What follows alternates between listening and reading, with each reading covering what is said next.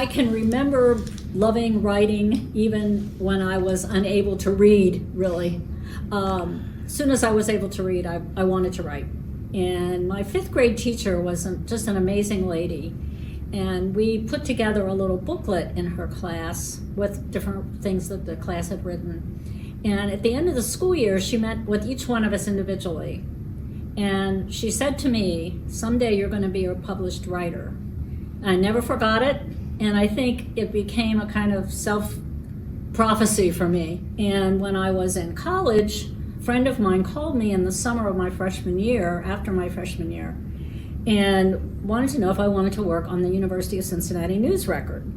She said their social editor had transferred to Miami and they needed somebody and they were desperate. This was about a month before school started. So I said, okay, I'll do it. And that was how I got involved in the News Record. And eventually in my senior year became editor-in-chief. After we moved to Indiana, I had more time. I was retired. And one evening, my niece, who was a sophomore at Vanderbilt University, gave me a call. She was interested in some help with a paper she was writing about Beowulf. And I had taught that, so I helped her a little bit. And then we started talking, and she said she was taking a class in the history of the 60s. And that kind of freaked me out because that was my youth, and now it's history. And she said, oh, our professor was in the Students for Democratic Society. He marched in all the protest movements. He said everybody in the whole United States was behind this protest, all the universities. And she's going on. And I said, whoa, that is not true. And she's like, what do you mean?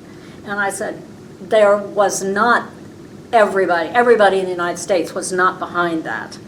And particularly in the university I went to. I mean, my university, the student body actually voted that they were in favor of the government position on the war in Vietnam. Well, she was really shocked about it. And her comment was, you need to write a book about that, Aunt Judy. Then I started trying to decide how am I going to approach this. And being a former history teacher, I do everything chronologically. So that was immediately my order of presenting the material. So first thing I did was I made a gigantic timeline using paper that used to be used in computers before we had the nice printers, paper that was all stuck together. And this timeline is about 8 feet long, I guess. And at the top of the timeline, I placed events that took place at the University of Cincinnati. And at the bottom, I put national, international events that I might want to talk about in the book. And then I just started writing down everything I could remember that happened at UC, and then I started researching to see, am my memory correct, and what was going on nationally and internationally at the same time. And that's how I basically got started on it. It was a great deal of research. Once I had this decided how I was going to approach it, the next step was research. So the first thing I did was contact the University of Cincinnati archives. And they were terrific, and they asked me to come over. They wanted to help me in any way they could. They gave me rights to anything I wanted to quote in any of the publications. They gave me photographs that I could use. They even, not only did they give me permission for the photographs, they actually digitized them for me to use. So they were just amazing. And while I was there, they told me that a young man who had been the editor of the paper many years later had actually had money donated toward having the news record digitized. And turns out he was a former student of mine at Walnut Hills High School. So now I had access to everything. It was all online. I could easily look at what the news record was saying in 1961 about a particular issue, all the way up to what was going on in 1970. So that was very, very helpful. Another aspect of research were the public libraries in the area. I came down here to the Lawrenceburg Library a couple of times. I had some friends that I knew had lived in Dearborn County. Some of them had been veterans of the Vietnam War, and I wanted to see some information about them. The library here was excellent helping me. This library has been extremely helpful to me in this whole project.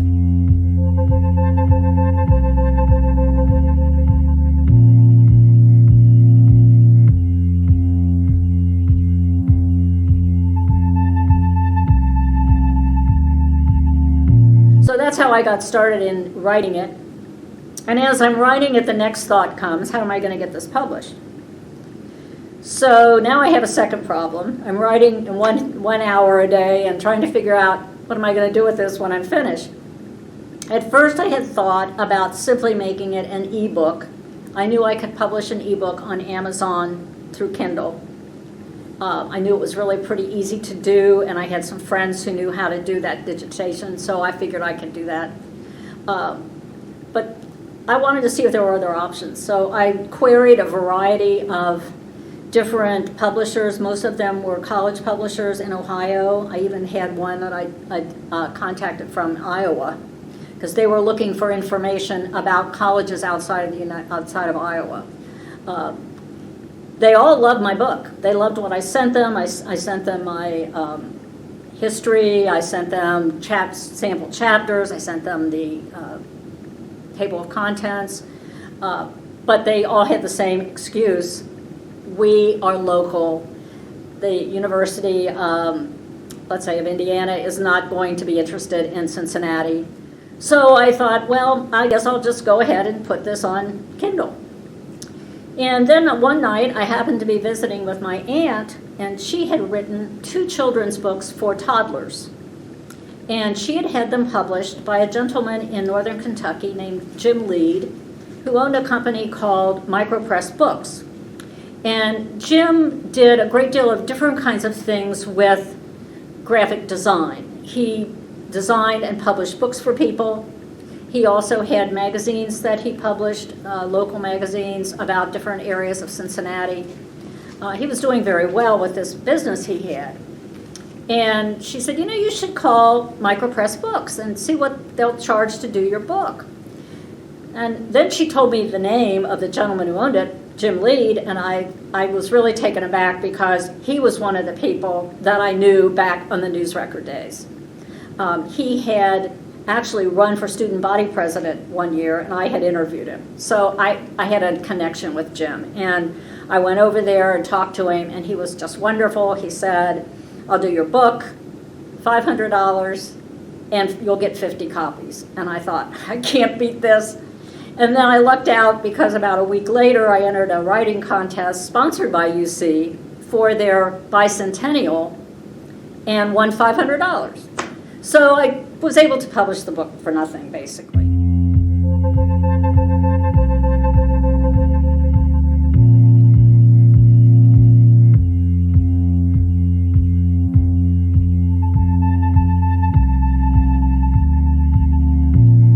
So I'm here to talk about the budget and collection development, how things are ordered, how they're processed, and how they hit the shelves, and how they get off the shelves. So first of all, we'll start with budget, because we can't order any books without money. So the director and the business manager and myself review the budget, usually beginning in July, and we look at historical activity and decide what the collection budget will be. Once that's decided, I get the number and I divide it between all of the departments that order for their department. Youth services, outreach, adult, genealogy, and then I give those selectors those amounts, and then they can start ordering. And those totals are, like I said, based on history, trends, circulation. There's a ratio that we've maintained kind of between adult and youth, and the outreach budget is fairly new. The genealogy, they've just started ordering more because they went through a huge weeding project. So those types of things go into play when I determine how much money to give to each department.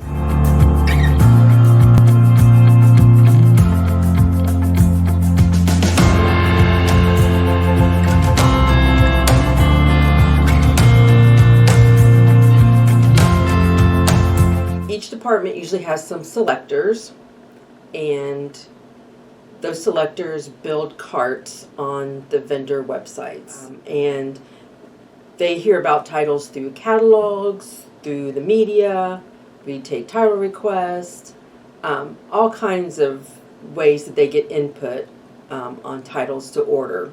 So once they decided that would be a good title for the collection, then we, like I said, they add it to a cart.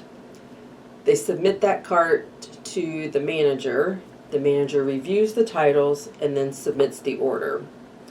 That way, the manager is usually a degreed librarian and has those skills to review titles, to make sure they fit with our collection development policy, support the mission, vision, and values of the library. It's just a checks and balances at that end. There are several tools we use to select titles. The simplest, most obvious one is the vendor websites. You can go on and they'll have lists of upcoming titles, and you can look and see what's about to be released, what's been recently released. It's, subdivided by age group. You can filter by publication date, by whether or not it has reviews, whether or not it has starred reviews. And a starred review, it means the reviewer thought this title was absolutely excellent. So that's one way. The other thing we use is we'll use publications like Library Journal or the Book List to see what's coming and then look at reviews from there. I also pay attention to celebrity book club lists like the Oprah list and Reese's list and Read with Jenna, because when a celebrity recommends a book, it becomes very popular with their fans. The other thing is just paying attention to some of the smaller publishers and what they have coming out. So if you're looking for something that's very specific or going to suit a very specific audience, you can look and just see what publishers that kind of tailor their stuff to that audience are putting out. The thing that immediately jumps to my mind is Enclave Publishing does speculative Christian fiction. So if you are looking for Christian fiction that falls into the science fiction or fantasy genre, you can look and see what Enclave is putting out and get a good selection of titles, and then go and look at reviews on their titles.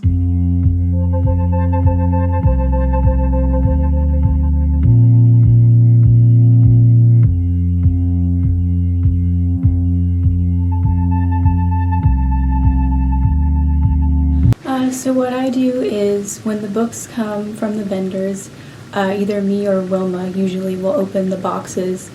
We'll just check to make sure that all of the books that are on the packing slip are in the box, and then they'll be moved over to a cart in my workspace, and the packing slip will then be brought over to me, and I will go into our system, find the purchase order, and receive all of the books that were in the order. And from there I will give the packing slip to Michelle, and I will put the books either on Susan's or Sarah's shelves to be cataloged.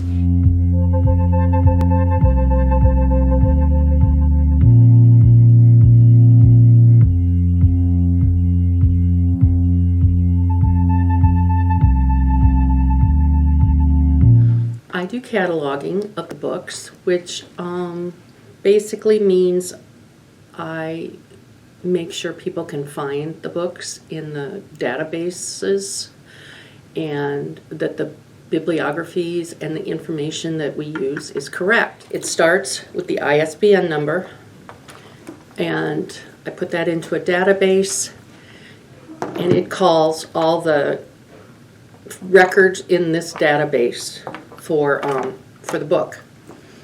I find that can be playaways, books, whatever. So you find what you're looking for. Large print is different than regular, and then I get the rest of the information from the Verso page, and that is included in the bib, which tells people what the book is about, where it's published, the year it was copywritten, when it was distributed, things like that. And publishers differ in the information provided. So Thorndike Press isn't as good as what some of the other large print publishers do. So you just I try and be as complete as possible and make them consistent, which isn't always possible, but I try. If we have the book in another format or like an adult format. I'll say a playaway comes in that's nonfiction and we have the book already cataloged. Make sure that those numbers are the same because it's the same item just in a different format.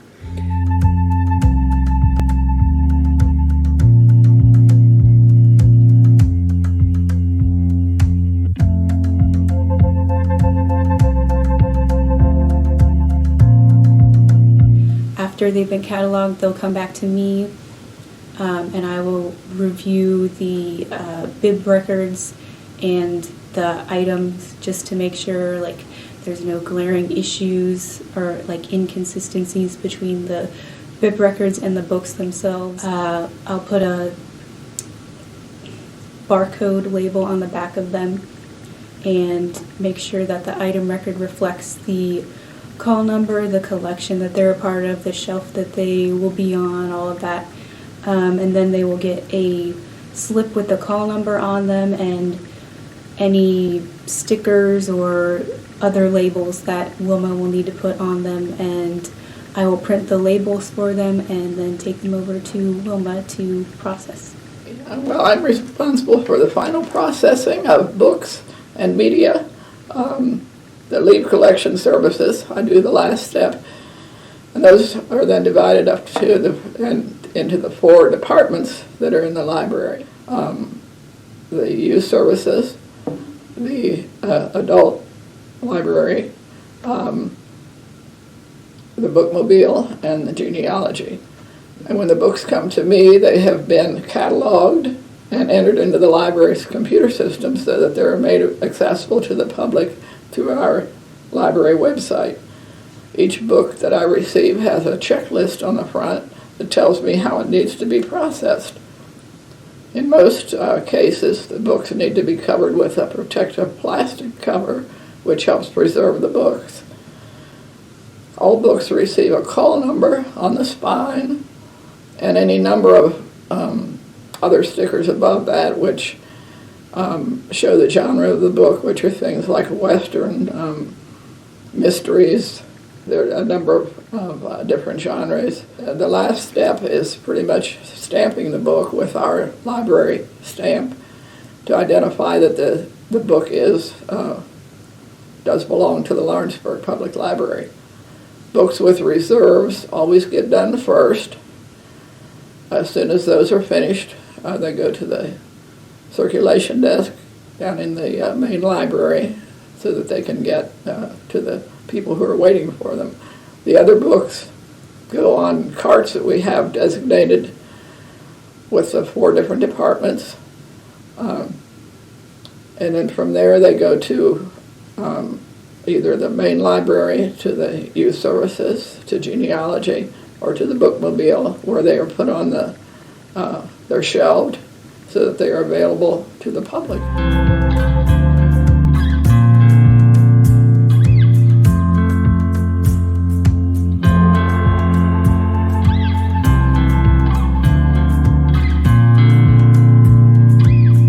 When I come to the library, I don't know why, but I just enjoy fiction books. I have a favorite book. It has a movie very recently. It is called The Wild Robot. And yeah, it's a great book. You should go read it now. It's a series. I like The Wild Robot and the Percy Jackson books. Percy Jackson is more like, what is the word? Polytheistic. And everybody usually has their own thing they can do in it, the special thing. I usually look around, and then if I see a cover I like or something, I'll check it out, and then if I like it, I'll get it out and read it. I like to read fiction. I like to read books about, I like to read mystery books or anything that's exciting. Like I'm reading a series right now about a house that's filled with all of these secret doors and it's a mystery and it's just really great. It's a really nice escape. At the front door there is a section, I think it's 2 or 3 rows, and it's all new books. So that's my first place to check out. And then I look online to see what books are trending. If there's a special one that I want from there, I'll reserve it using the library app, and it makes it really easy. And then I can pick it up in person, or I can use the Libby app.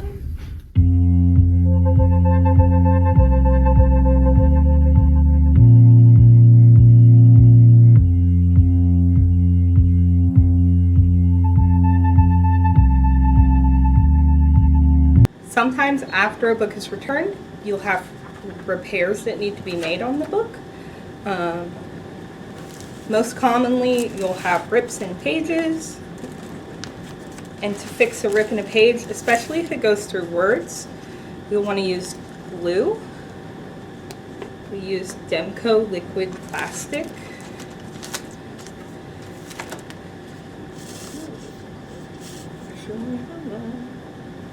Okay. For that, run just a small line of glue where it matches up.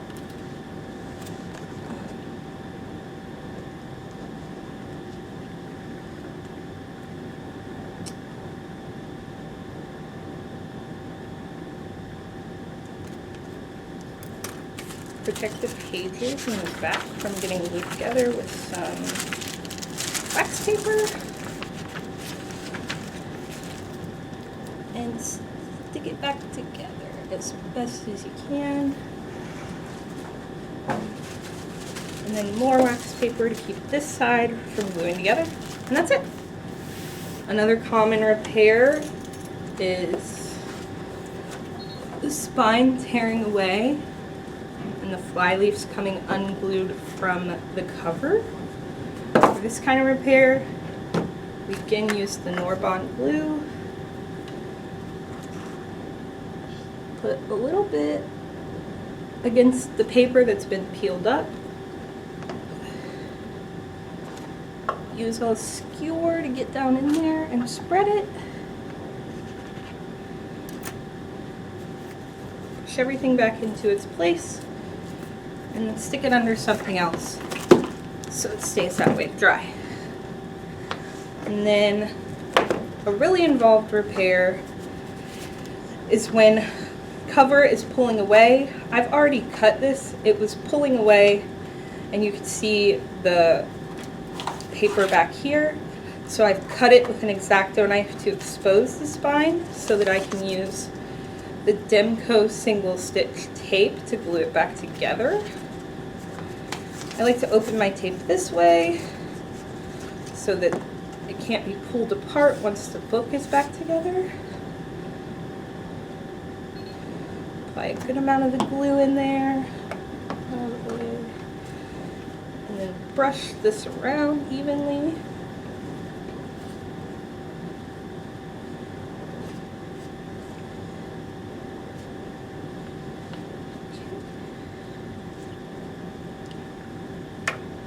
Then this goes around the spine and onto the front side of the text block.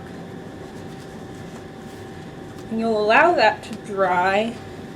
Once it is dry, you'll apply glue in the same way on this opening of the tape. Line your cover up. This part of this side of the tape will adhere to this cardboard in the spine. And this side of the tape will glue to the inside of that front cover and pull everything back together. And once it is glued, you'll want to straighten it up and put it under something to hold the glue.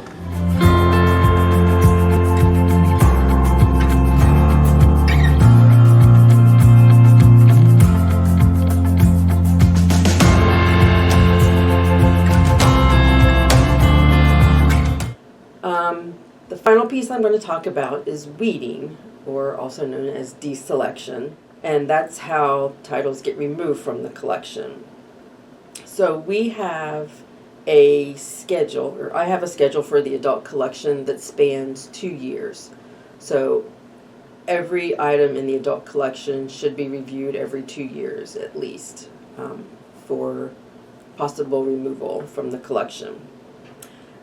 So I run a monthly report for that designated section of the month, and the designated person, sometimes myself, will review the titles. We review circulation stats, publication date, the condition of the title.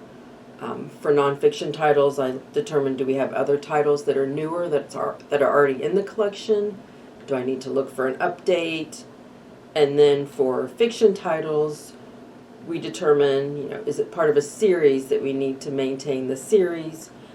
Is the author still writing where there may be an interest in that author's prior titles? Is the title getting new birth, either based on a movie, TV show? Is it getting some kind of media attention? Maybe it's a book club title chosen by one of the many celebrities that are doing book clubs these days. Those are some of the factors that we take a look at when we're deciding whether to keep a title or remove it from the collection. Once those decisions are made, items are put on a cart. We have another staff member who scans them to withdraw them from the collection, because we don't want things that get moved on to somehow make their way back without being put back in the catalog. So we cross out the barcode, we mark it with the W stating that's been withdrawn, and then they go off to the friends who have their own process for how it moves on from there.